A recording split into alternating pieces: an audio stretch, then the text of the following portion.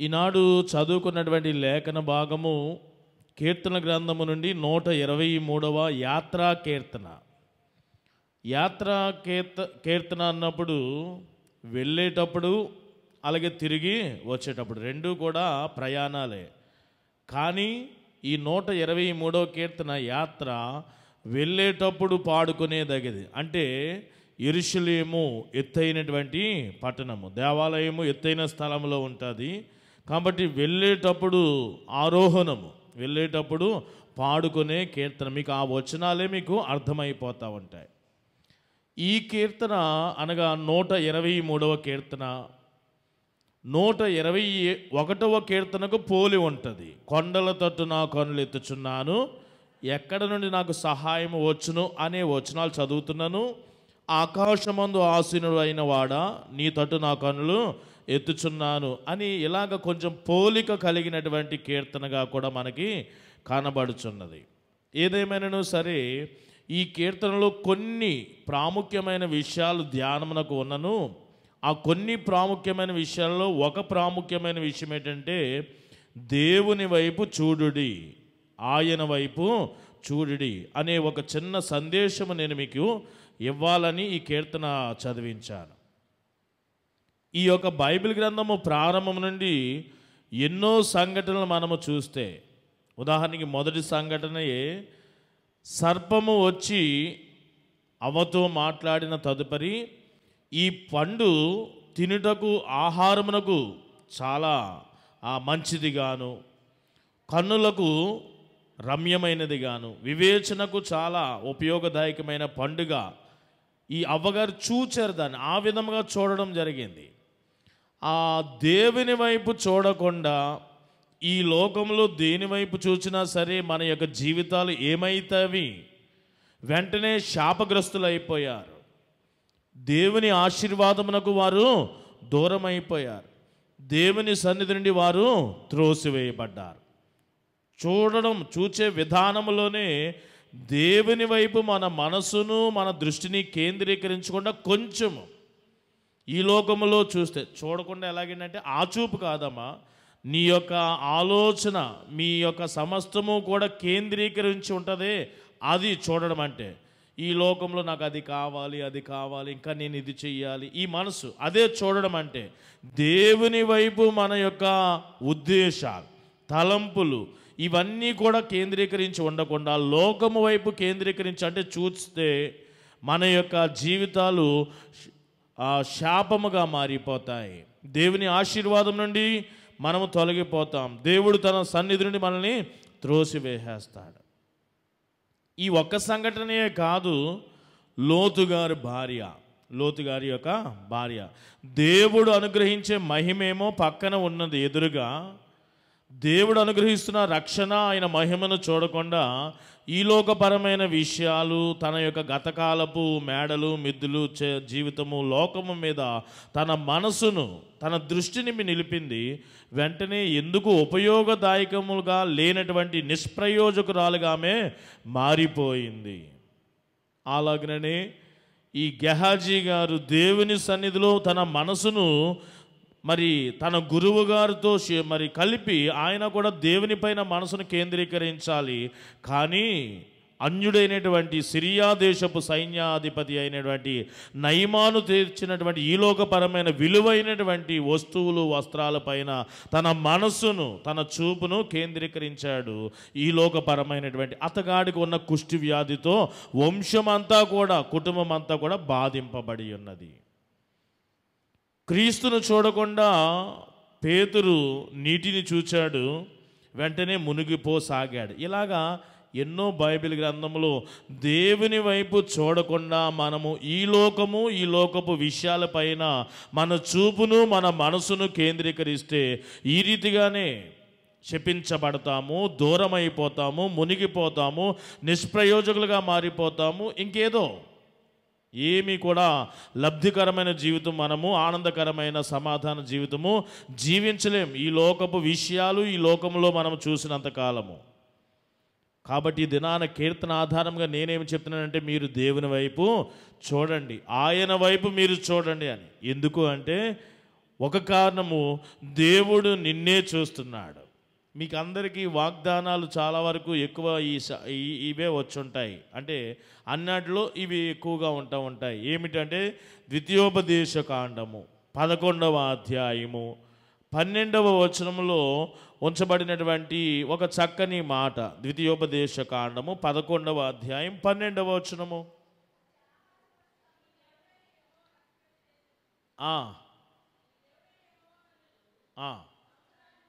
సంవత్సరాది మొదలుకొని సంవత్సరాంతం వరకు. దాని అర్థం ఏంటంటే ఆయన కన్నులు చూచుచున్నవి, ఆయన మనలను చూస్తున్నాడు. దేవుడు మనల్నే చూస్తున్నాడు కాబట్టి మనము తిరిగి ఏం చేయాలి? ఆయనను చూడాలి. ఈ యొక్క వచనం ఆధారంగా ఇంకొక వచనం ఆధారముగా దావీదుకి అవకాశం రాలేదు దేవుని యొక్క మందిరము కట్టడానికి. కానీ దావీదు యొక్క ఆశ ప్రకారం తన కుమారుడికి కట్టడానికి అవకాశం దేవుడు ఇచ్చాడు. సొలొమోను రాజనగరిని దేవాలయమును నిర్మించిన తర్వాత యెహోవా దేవుడు సొలొమోనునకు అంతకు మునుపే ప్రత్యక్షమైనట్లు మరలా ప్రత్యక్షమయ్యాడు. ఈ రెండు ఫినిష్ అయిపోయిన తర్వాత, దేవాలయం ముఖ్యంగా ఫినిష్ అయిన తర్వాత అప్పుడు ప్రత్యక్షమై ఒక చక్కని మాట అంటున్నాడు. చూడండి, అది కూడా చదువుకుందాము. రాజుల మొదటి గ్రంథము నుండి 9వ అధ్యాయము 3వ వచనాన్ని మనం చదువుకుందాం. రాజుల మొదటి గ్రంథము 9వ అధ్యాయము 3వ వచనము.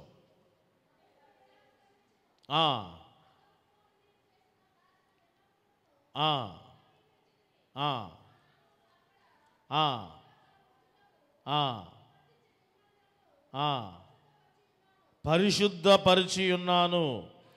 ఇక్కడ జాగ్రత్తగా వినండి, ఇది ఫైనల్గా 3వ వచనంలో సి అంటే చివరి భాగము. నా దృష్టియు అంటే నా చూపు, నా మనసును ఎల్లప్పుడూ అక్కడ ఉండును. అంటే దేవుడు, ఇందాక ఒక వచనం చదివాను కదా, సంవత్సరాది నుండి సంవత్సరాంతం వరకు దేవుడు మనలను చూస్తూనే ఉన్నాడు. రెండవ విషయము, మరి ముఖ్యముగా మనలను అనే ఆ పర్టికులర్ పదం దగ్గర ఎక్కడికి వచ్చేసేయాలంటే, ఈ మందిరము పరిచాను, ఈ మందిరములో ఎవరైతే విజ్ఞాపనలు, ప్రార్థనలు, విన్నపాలు చేసుకుంటారో దీని మీద నా దృష్టిని, నా మనసును అంటే నా చూపు, నా సమస్తము కూడా ఇక్కడ కనపరిచి ఉన్నాను, చూస్తున్నాను, కేంద్రీకరించి ఉన్నానని చెప్తున్నాడు. అంటే దేవుడు మనల్ని చూస్తూ ఉన్నాడు, మనము ఆయనను చూడాలి అనే ఒక విషయం నేను మీకు తెలియపరుస్తున్నాను. ఎందుకంటే ఈ 123వ కీర్తన మార్టిన్ లూథర్ గారు తనదైన శైలిలో ఒకనొక సందర్భంలో చెప్తూ ఏమన్నాడంటే, దీనికి ఒక పేరు అనుకోండి, దీని గురించి ఒక కామెంట్ అనుకోండి. మార్టిన్ లూథర్ గారు చెప్పిన మాట ఏమిటంటే, హృదయము వేదనతోనూ బాధతో నిండినటువంటి ఆ హృదయము నిట్టూర్పులు విడిచిన కీర్తన. హృదయం అంట వేదనతోనూ బాధతోనూ భారముతో నిండినటువంటి ఆ హృదయము నిట్టూర్పులు విడిచిన కీర్తన అని మార్టిన్ లూథర్ గారు ఈ కీర్తనకి తెలియపరిచారు. ఏమిటి అంత వేదన బాధన అంటే, కేవలం ఒకే ఒక వచనంలో దీన్ని కేంద్రీకరించబడి వేదన బాధ ఎందుకంటే బాగుగా అతిగా ఎక్కువగా తృణీకరించబడ్డారు, తిరస్కరించబడ్డారు అనే ఒక పదం అయితే, రెండవది గొప్పవారి చేత, గర్విష్ఠుల చేత నిందించబడి ఉండుట. ఈ రెండే విషయాలు. అది మనం ఇక్కడ చదువుతున్నాం. 3వ వచనమే ఈ వేదన బాధ వీటన్నిటికీ కారణము. 3వ వచనం, యెహోవా మేము అధిక తిరస్కారము అంటే తృణీకరించబడి ఉన్నాం, తిరస్కరించబడి ఉన్నాము, ఆ తిరస్కారము పాలైతిమి. అహంకారులు నిందయు, గర్విష్ఠుల యొక్క తిరస్కరణ. గర్విష్ఠులు మమ్మల్ని తిరస్కరించారు, అహంకారులు మమ్మల్ని ఏం చేశారు? నిందించారు. ఇవి మీ జీవితాల్లో కూడా ఉంటాయి. ఇవి మీ జీవితాల్లో అహంకారం కలిగిన వారండి మిమ్మల్ని నిందించే ఉంటారు. వాళ్ళకున్న చదువును బట్టో, ఆస్తిపాస్తులను బట్టో, బలమును బట్టో, అధికారమును బట్టో అహంతో ఉంటారు కదా. ఆ అహంలో నుండి నిన్ను ఒక మాట అనేస్తారు, నింద. ఆ నిందలో ఎవరైతే మీలో పడి ఉన్నారో ఆ అణచివేత, ఆ కృంగిన స్థితిలో నుండి వారికి ఏమాత్రము ఇంకా సహాయం లేక నిరాశ నిస్పృహలు చెందుతున్న వారు ఎవరైనా ఉంటే వారికి ఈ కీర్తన మీకు చక్కని ఆధారం. దేవుని వైపు మీరు చూడండి. గర్విష్ఠులు ఉంటారు కదా, వారి చేత మీరు తిరస్కరణకు గురి అవుతూ ఉంటారు.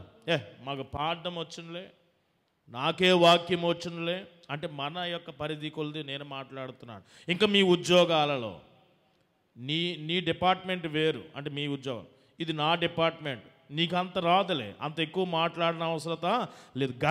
గర్విష్ఠుల చేత మీ ఉద్యోగాలలో, వ్యాపారాలలో, మీ చదువులలో తిరస్కరణకు తృణీకరింపబడుతున్నవారు మీలో ఎవరైనా ఉంటే, ఏమీ చేయలేని నిస్సహాయ స్థితిలో మీరు ఉంటే గనక ఇంతకాలము మీకు ఒక చక్కని ఆప్షన్ దేవుడు, పరిశుద్ధాత్మ దేవుడు ఇస్తున్నాడు. మీరు దేవుని వైపు చూడండి, మీరు దేవుని వైపు చూడండి. దీంట్లో ఈ కీర్తనలో మరి ఒకటి ఏమీ లేదు. ఏదో వ్యభిచారమనో, నరహత్యనో, దొంగతనమనో, లేదా ఏదో పాపం, ఇలాంటివి ఏమీ లేవు. అహంకారులు మిమ్మల్ని నిందిస్తూ ఉంటే, గర్విష్ఠులు మిమ్మల్ని తృణీకరిస్తూ ఉంటే, ఈ వేదనతో, ఈ బాధతో మీరు కృంగిన వారుగా ఉండి ఏమీ ఆధారం లేకపోతే, మీరు చేయవలసినటువంటి పని ఏమిటంటే గత్యంతరము లేకపోతే, వెంటనే ఇక్కడ చెబుతున్నాడు దేవుని వైపు మీరు చూడండి. ఎందుకో తెలుసా? మరలా 3 విషయాలు. నా వైపు నేను చూసుకున్నాను అనుకోండి, నన్ను ఎవరైనా సరే గర్విష్ఠులైనటువంటి వారు, అహంకారులు నన్ను నిందిస్తూ ఉంటే, నన్ను తృణీకరిస్తూ ఉంటే, అయ్యో నేను అని నా వైపు, నా మనసు, నా కనులు నన్ను నేను చూసుకుంటా ఉంటే బాధ మిగులుతుంది. ఏమవుతుంది? నన్ను నేను ఎంత చూసుకున్నా సరే మీరు చింతించటం వలన మూరెడు ఎక్కువ కానీ మూరెడు తక్కువ కానీ మీరు మీ బాధను తీసివేసుకోలేరు. మీ గురించి మీరు చింతపడవద్దు. మీ చింత యావత్తు ఎవరి మీద వేయాలా అంటే ఆయన వైపు చూడమనే. దీనికి మరి యొక్క సందర్భము, నా వైపు నేను చూసుకోవడం వలన ఏమవుతుందంటే బాధ మరింత ఎక్కువ అవుతుంది, అంతే. ఇది ఒక విషయం. రెండవది, నేను నా వైపు చూడడం కంటే డిఫెన్స్ చేద్దామని లోకం వైపు చూసాను అనుకోండి, బాహ్యపు పరిస్థితులు, అంతర్ పరిస్థితులు కాకుండా బాహ్యపు పరిస్థితులు చూస్తే మనకేమొస్తుంది? భయం కలుగుతూ ఉంటుంది. ఒకవైపు మన ఇన్నర్ చూసుకుంటే, అంతరంగము మనలో మనము చూసుకుంటే బాధ కలుగుతుంది. లేదు, మనల్ని మనము చూసుకోకుండా బాహ్యము చూస్తే, లోకమును చూస్తే, ఈ లోక పరిస్థితులను చూస్తే భయం కలుగుతూ ఉంటుంది. ఎందుకంటే వారు గర్విష్ఠులు, అహంకారులు, బలవంతులు, ఏదో అధికారం కలిగిన వారు. భయమే మిగులుతుంది. మనలో మనము చూసుకుంటే బాధ, బయటకు చూస్తే భయము. మరి ఏమి చేయాలా? ఈ కీర్తనే చక్కని ఆప్షన్. నీవు దేవుని వైపు చూడు, ధైర్యము, ఆశీర్వాదము నీకు ఇవ్వబడతాయని 3వ విషయం తెలియపరుస్తున్నది ఈ కీర్తన. ఎలా చూడాలి అనేదే జస్ట్ నేను అమ్మ చెప్తున్నారు. వాటి విషయమే నేను వస్తున్నాను. 3 విధాలుగా మనము దేవుని వైపు చూడాలి. ఆ 3 విధాలు కూడా మొదటి 2 వచనాల్లోనే చెప్పేశాడు. ఎలా చూడాలి, మనము ఎలా చూడాలి అనేది ఇక్కడ తెలియపరిచేశాడు. ఏమిటి ఎలా చూడాలి అంటే, మొదటి వచనము, ఆకాశమందు ఆసీనుడైన వాడా, నీ తట్టు నా కనులు ఎత్తుచున్నాను. ఆసీనుడు అంటే ఒక కూర్చునే స్థలము, అది ఒక సింహాసనము, ఆకాశము, ఎత్తైనది, కొండల తట్టు నా కన్నులు ఎత్తుచున్నాను. కొండ ఎత్తైనటువంటి స్థలము. కొండ కంటే ఇక్కడ పదప్రయోగం ఇంకా ఎత్తునకు వెళ్ళిపోయింది. ఆకాశము. ఇక్కడ మన దేవునిని మనం ఎలా చూడాలి? నిరాశ నిస్పృహల్లో ఉన్నవారు, తృణీకరింపబడిన వారు, తిరస్కరణకు గురి అయిన వారు, నిందల పాలైన వారు, వేరే గత్యంతరము లేనటువంటి వారు, ఇప్పుడు మీరు ఏమిటి చేయాలంటే దేవుని వైపు చూడండి. దేవుణ్ణి ఎలా చూస్తావు అంటే ఒక రాజుగా చూడు. ఇక్కడ ఏంటంటే ఒక కార్పొరేటర్గా ఆ యొక్క పరిధిలో లేడు. ఇక్కడ రాయబడినటువంటి వాడు, ఈ భక్తుడు ఎవరినైతే చూడమంటున్నాడో ఆయన ఒక కార్పొరేటర్, లేదా ఒక పట్టణం అంతటికి మేయర్ పరిధి, లేదా ఒక నియోజకవర్గం ఎమ్మెల్యే పరిధి, లేదా ఒక ఎంపీ పరిధి 3-4 నియోజకవర్గాలు, లేదా ఒక సీఎం పరిధి ఒక రాష్ట్రానికి, లేదా ఒక ప్రైమ్ మినిస్టర్ ఒక దేశానికి పరిధి కలిగిన వాడిని చూడమనడం లేదు. ఇక్కడ ఏమంటున్నాడు? ఆకాశమందు ఆసీనుడై అనే ఒక పదములో ఆసీనుడు ఒక సింహాసనం కలిగిన వాడు. ఆ సింహాసనము ఆకాశమందు ఉన్నదంటే ఈ భూమి మీద ఒక వీధికో ఒక ప్రాంతానికో రాష్ట్రానికో దేశానికో పరిమితమైనటువంటి వాడు కాదు. అంటే దానిలో ఇంకా దాగి ఉన్న ఇమిడి ఉన్న అర్థం ఏంటంటే అతని సార్వభౌమాధికారమును మనము చూడాలి. సార్వభౌమాధికారము అంటే ఇంకా పరిధులు లేనటువంటిది. దీనికి చిన్న వివరణ మరలా మనం ఇక్కడ ఇదే ఆన్సర్ ఇదే క్వశ్చన్ మనకి టెక్స్ట్ అండ్ నోట్బుక్ కూడా ఇదే. దీనిలో మరలా అతని సార్వభౌమాధికారము కొంచెం మచ్చుకు తెలుసుకోవాలంటే 115వ కీర్తన 3వ వచనాన్ని మనము జస్ట్ అలా చదివితే పొడి పొడి మాటలు అక్కడ రాయబడి ఉన్నవి. మా దేవుడు ఆకాశమందున్నాడు, తనకి చూడండి, మా దేవుడు ఆకాశమందున్నాడు, తనకి ఇచ్చ వచ్చినట్లుగా అంటే లేకపోతే ఈ అని పెట్టుకోండి, ఇచ్చ వచ్చినట్లుగా అంటే ఇష్టం వచ్చినట్లుగా. అదే మాట ఇక్కడ రాయబడింది. తనకి ఇష్టం వచ్చినట్లుగా సమస్తమును ఆయన చేయుచున్నాడు. అదే సార్వభౌమాధికారం. ఇలా చేయడానికి లేదు అనే మరి యొక్క సుప్రీం పవర్ ఆయనకి పైన ఇంకేమీ లేదు. నేనేమి చెప్తున్నానంటే ఇక్కడ కార్పొరేటర్, వార్డు, పిఎం, సీఎం, రాష్ట్రపతి ఇలాంటి పరిధులు ఆయనకి లేవు. ఆయన దీనిని దాటుకొని వెళ్ళిపోయాడు. ఆకాశమందు ఆసీనుడైనటువంటి వాడు అంత హెచ్చైన స్థితిలో ఉంటూ ఆయనకి ఇష్టం వచ్చినట్లుగా సమస్తమును చేస్తున్నాడంటే ఆయనకి పైగా మరి యొక్క సుప్రీం పవర్ ఏమీ లేదు. అలాంటి వాడిని నువ్వు చూడు. మీకు సంగతి తెలుసా? ప్రభువు నేర్పిన ప్రార్థన చాలామంది పరలోక ప్రార్థనని పలుకుతూ ఉంటారు. అలా పలకకూడదు. ప్రభువు నేర్పిన ప్రార్థనగానే మనము దాన్ని పిలుచుకోవాలి.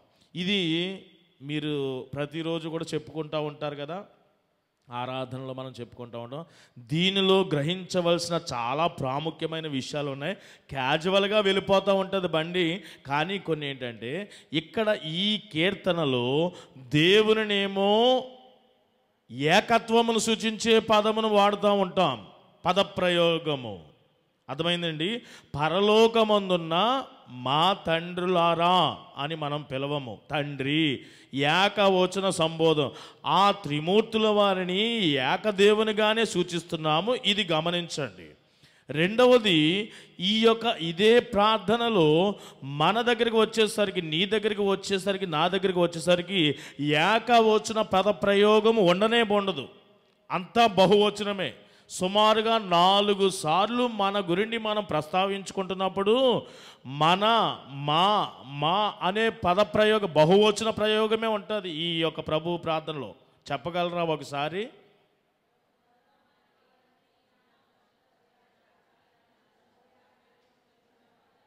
పరలోకమందున్న నా తండ్రి అనే ఛాన్స్ అక్కడ యేసు ప్రభు వారు మనకి ఇవ్వలేదు.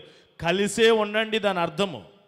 సహోదరుల ఐక్యత కలిగి ఉండుట ఎంత మేలు, అచ్చటనే ఆశీర్వాదం ఉంటుంది, శాశ్వత జీవితం ఉంటుందనే ఆ యొక్క విషయం కూడా దానిలో ఇమిడి ఉండవచ్చు. పరలోకమందున్న నీ ఒక్కడికే కాదు, మా తండ్రి, అందరికీ తండ్రి.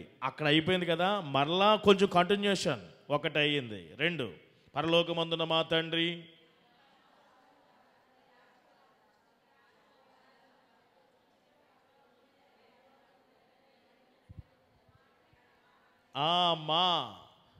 మా అనుదిన ఆహారము, మా రుణస్థులను మేము, అలాగే మా మా అపరాధములను, ఇలాగ మొత్తం అన్నీ కూడా ఒక 4 కంటే లేకపోతే 4 మా మా అని ఉంటుంది, కానీ నా అనే పదప్రయోగం అక్కడ చేయబడలేదు.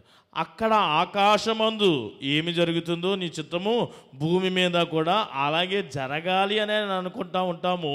అయితే ఆయన సార్వభౌమాధికారాన్ని మనము గుర్తించలేనటువంటి స్థితి. ఇక్కడ భక్తుడు అంటున్నాడు, ఆయనను చూడండి మీరు. ఏమిటి? పరిధులు లేనటువంటి వాడు, ఆయన సార్వభౌముడు, ఆయనకి ఇష్టం వచ్చినట్లుగా చేస్తాడు, ఆయనకి ఇష్టం వచ్చినట్లుగా చేస్తాడు. కాబట్టి ఆయనను మీరు చూడండి. ఆయనకి పైగా వేరే సుప్రీం పవర్ ఏమీ కూడా లేదు. రెండవది, మనం ఎలా చూడాలంటే రాజుగా చూస్తున్నప్పుడు సార్వభౌముడిగా చూడడమే కాదు, కానీ ఆయన మహిమను కూడా చూచు విధముగా ఇంట్రెస్ట్తో, ఈ ఆలోచనతో కూడా ఆయన చూడాలి. భౌమత్వము కలిగిన రాజుగా చూడాలి. రెండవది, ఆయన మహిమ కలిగిన వాడిగా కూడా మనము చూడాలి. అదే యెషయా గ్రంథము. యెషయా చూస్తున్నాడు 6వ అధ్యాయంలో. యెషయా గ్రంథము 6వ అధ్యాయం మొదటి నుండి కొన్ని మాటలు చదువుకుందాం. చదవమ్మా. చూడండి, అత్యున్నతమైన సింహాసనమందు ప్రభువు ఏమై ఉన్నాడంట? ఆసీనుడై. ఈ 123వ కీర్తనలో ఏమనున్నది? ఆకాశమందు ఆసీనుడై. ఇక్కడ సేమ్ అదే ఆ సింహాసనం, ఇక్కడ ఆసీనుడై ఉన్న వాడిని ఎవరు చూశారంటే, ఇక్కడ 123వ కీర్తనలో భక్తుడు చెప్తున్నాడు, నీ నిరాశ నిస్పృహ నిరాధార పరిస్థితులు ఆయన వైపు చూడు. ఎలా చూస్తావు ఆయనను? ఒక రాజుగా చూడు. ఆ రాజు సార్వభౌముడని చూడు. ఆ రాజు మహిమ గలవాడని కూడా చూడు. ఆ మహిమ అనేది ఎక్కడ చూడగలుగుతున్నామంటే యెషయా జీవితంలో ఇది చూడగలిగాడు. చూడండి, ఆయన చొక్కా అంచులు దేవాలయమును నిండుకొనెను. ఆయనకు పైగా శరాపులు నిలిచి ఉండిరి. ఒక్కొక్కరికి 6 రెక్కలుండును. ప్రతి వాడు 2 రెక్కలతో తన ముఖములను, ఆ కంటితో తన కాళ్ళను, 2 తన కాళ్ళను కప్పుకొనుచు 2 ఎగురుచుండెను. వారు సైన్యములకు అధిపతి యెహోవా పరిశుద్ధుడు, పరిశుద్ధుడు, పరిశుద్ధుడు, సర్వలోకము ఆయన మహిమతో, జాగ్రత్తగా వినండి, సర్వలోకము ఆయన మహిమతో నిండి ఉన్నదని గొప్ప స్వరముతో గాన ప్రతిగానములు చేయుచు. ఆయన మహిమతో సర్వలోకము కూడా నిండి ఉన్నది. కాబట్టి మనం ఎవరి వైపు చూడాలి? ఆయన సార్వభౌముడు కాబట్టి మనము ఆయన వైపు చూడాలని నేను చెప్తున్నాను. ఎందుకంటే ఆయన ఇష్టం వచ్చినట్టు చేస్తాడు. సార్వభౌమాధికారంలో ఇష్టం వచ్చినట్టు చేస్తాడు. అందుకని ఆయన వైపు చూడాలి. రెండవది, ఆయన రాజుగా సార్వభౌముడే కాదు, ఆయన మహిమతో సర్వలోకము కూడా నిండి ఉన్నది. కాబట్టి మనము ఆయన వైపు చూడాలి. ఇలాగా ఆయన చూస్తున్నప్పుడు రాజుగా చూడండి. మీరందరూ కూడా ఈ ఆలోచనలతో దేవుణ్ణి చూడడం మొదలు పెట్టండి. ఇంకా రెండో విషయం కూడా, మనం మరలా 123వ కీర్తనకు వస్తే ఇంకెలా చూడాలని చెప్తున్నాడు అంటే, ఆ 123వ కీర్తనలో ఒక యజమానుణ్ణి దాసుడు ఏ రీతిగా చూస్తాడో, యజమానురాలి చేతి తట్టు ఒక దాసి ఎలా చూస్తాదో అలా మనము చూడాలి అంట. ఉదాహరణకి మీ ఇంట్లో హెల్పర్స్ ఉంటారు, వర్కర్స్ కదా. కొంతమంది మీ పనులు, అది చాలా మంచిది, మన పనులు మనం చేసుకోవడం. కొంతమందికి పనివారు ఉన్నప్పుడు ఈ పండగ టయాల్లో లేదా ప్రతిరోజు కూడా యజమానురాలు వైపు దాసి లేకపోతే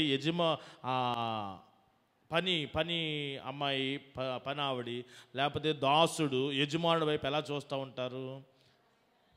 ఉదాహరణకి నేనే ఒక పెద్ద బిజినెస్ అనుకోండి, నాకు ఒక కంపెనీ ఉంది, నేను ఒక క్రిస్టియన్ కాబట్టి వెంటనే అందరికీ హ్యాపీ క్రిస్మస్ అని చెప్పి నేను ఇలాగన్నాను అనుకోండి, అందరూ దేని వైపు చూస్తారు? నా వైపు చూస్తాను. అలా మరలా నా బ్రీఫ్ కేసు వైపు పట్టుకొని మరలా అందరూ దేని వైపు చూస్తారు? అదే ఆశ. ఇప్పుడు మన దేవుని వైపు మనం ఎలా చూడాలి అంటే, ఒక దాసుడు యజమానుని యొక్క చేతిని చూచినట్లుగా, ఒక దాసురాలు యజమానురాలు యొక్క చేతి తట్టు ఎలా చూస్తుందో ఆశతో అలా దుప్పి నీటి ఆ వాగుల కొరకు, ఆ దుప్పి అంట నీటి వాగుల కొరకు ఎలా ఆశపడుతుంటుందో అలాగా మనము దేవుని వైపు, అంటే అక్కడ దాసుడు యజమానుని చేతి వైపు అన్నట్టు దాసి తన యజమానురాలు చేతి తట్టు అన్నట్టు మనము మన తండ్రి చేతి వైపు కాదు, అలా అంత ఆశతో మనము మన దేవుని వైపు చూడాలి అనేదే ఇంపార్టెంట్. కానీ చేతిన, జోబున, కాలున అని అక్కడ అది కాదు, ప్లేస్ కాదు. మనము దేవుని వైపు ఎలా చూడాలంటే, ఒక దాసుడు, ఒక దాసి తన యజమానుల చేతి తట్టు ఎంత ఆశతో ఏమిస్తారో అది అది అక్కడ మెయిన్ ఏంటంటే ఏమిస్తారో అనే తృష్ణ ఉన్నది చూసారా, అంతటి ఫీలింగ్తో, అంత ఆశతో. అంటే ఒకలా చెప్పాలి అంటే కరువు పట్టు ఉన్నట్లుగా, కరువు పట్టు ఉన్నవాడికి వెంటనే ఏమి ఇస్తారేమి, అలాగా మన దేవుని వైపు మనం చూడాలి. ఇక్కడ రిలేషన్ ఒకటి మెయింటైన్ చేయబడ్డది కాబట్టి దాసుడు యజమానుడు, దాసురాలు యజమానురాలు అనే ఒక రిలేషన్ ఉన్నది కాబట్టి యజమానుడు యజమానురాలు, దాసి దాసుడును వెంటనే వీరు స్పందించాలి. అంటే వీరిలో వారు కొన్ని చూడాలి, చూసే క్రమంలో వీరు కొన్ని ప్రదర్శించాలి. అంటే ఏమి, ఆ చెయ్య వారి వైపు గుప్పెలు విప్పగలగాలి, ఆ స్థితి వారు కలిగి ఉండాలి. అంటే వీరు వారి కొరకు కనిపెట్టుకుని వారిగా ఉండాలి. దాసుడు దాసి తన యజమానురాలు గురించి యజమాను గురించి కనిపెట్టుకొని ఉండాలి. కనిపెట్టుకొని ఉండొద్దా? కనిపెట్టుకొని ఉండాలా. ఎప్పుడు నా యొక్క మరి షాప్ ఓనర్ వస్తాడు, ఎప్పుడు ఇదిగో ఈ యొక్క స్టేషన్ లేకపోతే ఈ ఆఫీస్ యొక్క హెడ్ వస్తాడు, వెంటనే స్కూల్ కూడా హెచ్ఎంఓస్ దగ్గరే ఉంటాయి కీస్ అన్నీ కూడా, వచ్చే వరకు కూడా మా అందరూ కూడా ఏం చేయాలా? కనిపెట్టుకొని ఉండాలి. అలా మనం కనిపెట్టుకొని ఉండాలా. దాసురాలు వలె, ఆ దాసుని వలె మనము యజమానుల కొరకు కనిపెట్టుకొని ఉండాలా. రెండవది, వారి ఎదుట ఇష్టముగా మనము మెలగాల. మనం రెక్లాస్గా మెలిగితే మళ్ళా వాడు చెయ్య, యజమానురాలు చెయ్య బెగబట్టుకొనే ఉంటుంది, ఇచ్చేది కూడా ఎవడు. న్యాయబద్ధంగా మనకి ఇవ్వాల్సినవి కూడా ఎవడు ముప్పు తెప్పలు బట్టి అప్పుడు ఇస్తూ ఉంటాడు. ఈ పండగ రావాలండి, అవి రావాలండి, ఎవడు. వారికి మెచ్చినట్లుగా, ఇష్టం వచ్చినట్లుగా వారి కొరకు కనిపెట్టుకొని ఉండాలి. వారికి నచ్చిన విధముగా మనం మెలగాల, మెచ్చిన విధముగా. అలాగే ఆదేశాల కొరకు ఆతృతతో ఎదురు చూడాలి. ఏ పని చెప్తాడో అని పక్కకి వెళ్ళిపోకూడదు.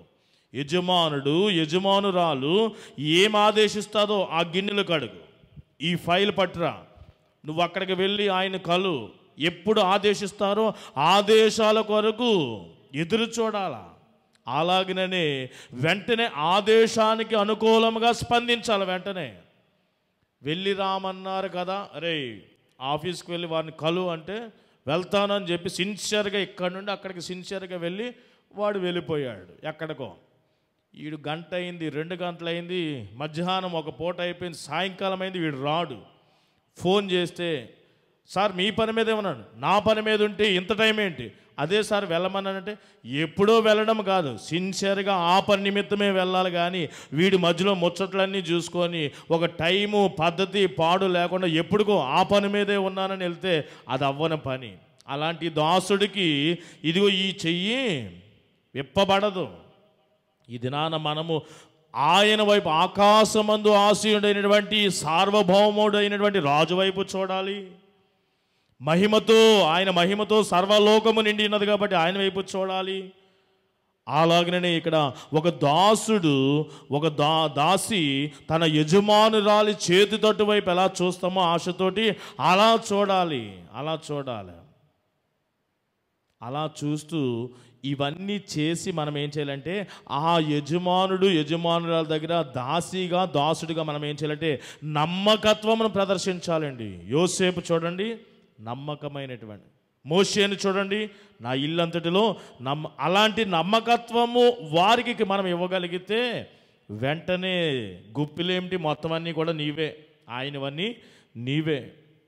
అలాగన ఒక నమ్మకత్వము కలిగి ఆదేశాలు ఎప్పుడు వస్తాయో అని వారి కొరకు కనిపెట్టుకొని ఉంటూ వారికి ఇష్టలుగా మనం జీవించాలని చెప్తున్నది ఈ కీర్తన.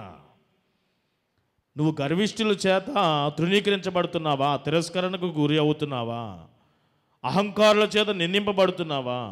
వేరే ఆధారం ఏం లేదా? నీవు ఇదిగో ఆకాశమందు ఆసీనుడై ఉన్నాడు రాజు, ఆయన సార్వభౌముడు, సర్వలోకము కూడా ఆయన మహిమతో నిండి ఉన్నది. ఆయన వైపు చూడు, రాజు వైపు చూడు. రెండోది ఇంకా ఎలా చూడాలా, ఒక దాసుడు దాసి ఎలాగైతే చూస్తాదో యజమానుడి వైపు, యజమానురాలి చేతి వైపు అలా చూడు. అలా చూసే క్రమంలో ఏం చేయాలంటే వారి కొరకు నువ్వు కనిపెట్టుకొని ఉండు. ఆయన కొరకు, ఆయనకి ఇష్టునిగా బ్రతుకు. ఆయన ఆదేశం కొరకు నువ్వు ఎదురు చూడు. ఆయన యొక్క ఆదేశమునకు స్పందించు సరైన రీతిలో. ఇలాగ నమ్మకత్వం కలిగి ఉండు ఆయన ముందు. అప్పుడు ఆయన వైపు ఇలా చూస్తే గనుక వెంటనే నీకు మంచి రిజల్ట్ ఉంటుంది. ఇది రెండవ రిలేషన్. మూడవది కూడా చెప్తున్నాడు. ఇదే 123వ కీర్తనలో 2వ వచనాన్ని మనము చూద్దాం. ఇప్పుడు ఫస్ట్ హాఫ్ మనం చదువుకున్నాము కదా, 2వ పాయింట్ గురించి. 3వ పాయింట్ గురించి సెకండ్ హాఫ్ 2వ వచనంలోనే మన దేవుడైన యెహోవా మనలను కరుణించు వరకు అనేది కొంచెం మరుగు చేసుకుంటూ మన కన్నులు ఆయన తట్టు చూచుచున్నాయి. మనము ఆయన ఎలా చూడాలంటే దేవునిగా చూడాలి, రాజుగా చూడాలి, యజమానుడిగా చూడాలి. ఫైనల్గా రాజుడిగా యజమానుడిగా కొన్ని లక్షణాలు చెప్పుకుంటూ అలాగే చూడాలంటే ఫైనల్గా నువ్వు ఏదైతే అవన్నీ ఎలాగైతే చూడు, ఆయన దేవుడే, ఆయన దేవుడు, ఆయన దేవునిగా నువ్వు చూడాలి, ఆయన దేవునిగా చూడాలి. ఎందుకంటే ఆయన రాజు స్థితిలో లేదా యజమానుడి స్థితిలో ఏదో నీ యొక్క ఆలోచన కొలది కాదు, కానీ ఆయన కరుణ, ఆయన దయ, ఆయన జాలి ఈ రాజులలో యజమానులలో లేనటువంటి విధమైనటువంటిది గొప్పది ఆ కరుణ.